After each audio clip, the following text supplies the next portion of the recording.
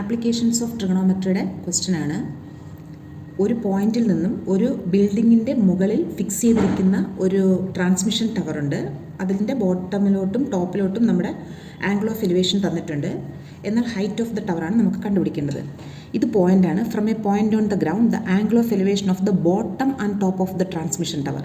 ഇതാണ് transmission tower എന്ന് പറയുന്നത്. ഇതിൻ്റെ ബോട്ടം എന്ന് പറയുന്നത് ബോട്ടം 45 ഡിഗ്രിയും ടോപ്പ് 60 ഡിഗ്രിയിലുമാണ് നമ്മൾ വാച്ച് ചെയ്യുന്നത്. ഓക്കെ, സോ ഈ ബിൽഡിങ്ങിൻ്റെ ഹൈറ്റ്, ഇതാണ് ബിൽഡിങ്ങിൻ്റെ മുകളിലാണ് ഈ ട്രാൻസ്മിഷൻ ടവർ ഫിക്സ് ചെയ്തിരിക്കുന്നത്. Fixed at the top of a 20 metre high building എന്നാണ്. ഇത് ബിൽഡിങ്ങിൻ്റെ ഹൈറ്റാണ് 20 മീറ്റർ. എന്നാൽ ഹൈറ്റ് ഓഫ് ദ ടവർ, ഈ ടവറാണ് നമുക്ക് കണ്ടുപിടിക്കേണ്ടത്. ഫിഗർ കിട്ടിക്കഴിഞ്ഞാൽ ഈ ക്വസ്റ്റ്യൻ വളരെ ഈസി ആയിട്ട് ചെയ്യാം.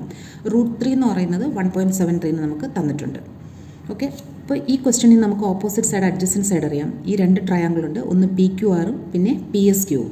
അപ്പോൾ ഈ രണ്ട് ട്രയാങ്കിളിൻ്റെ ഓപ്പോസിറ്റ് സൈഡും അഡ്ജസൻറ്റ് സൈഡും അറിയാം. അതുകൊണ്ട് തന്നെ നമ്മൾ ടാൻ ആയിരിക്കണം ഇവിടെ എടുക്കേണ്ടത്. അപ്പോൾ സോ ടാൻ 45 എന്ന്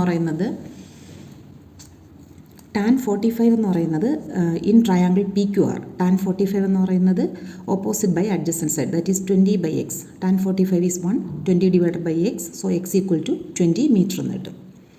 ഓക്കെ, നെക്സ്റ്റ് ടാൻ 60 ആണ് കണ്ടുപിടിക്കേണ്ടത്. ഈ വലിയ ട്രയാങ്കിളാണ് PSQ എന്ന ട്രയാങ്കിൾ. ടാൻ 60 ഈക്വൽ ടു ഈ സൈഡ് എന്ന് പറയുന്നത്, ഓപ്പോസിറ്റ് സൈഡ് എന്ന് പറയുന്നത് RQ പ്ലസ് RS ആണ്, that is 20 + h divided by x.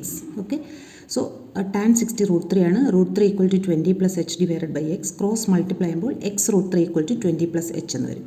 What is x? ഈ വാല്യൂ ഇവിടെ സബ്സ്റ്റിറ്റ്യൂട്ട് ചെയ്യുമ്പോൾ x 20 ആണ്. സോ 20 √3 ഈക്വൽ ടു 20 + h എന്ന് പറയുന്നത്, ഇവിടെ നമുക്ക് h കണ്ടുപിടിക്കാനായിട്ട് h equal to 20 √3 - 20. Okay, so 20 × √3 - 1, √3 is 1.73 already given. So ഇത് മൈനസ് ചെയ്യുമ്പോൾ 0.73. 0.73 × 20 is 14.6. So height of the tower എന്ന് പറയുന്നത് 14.6 മീറ്റർ ആണ്.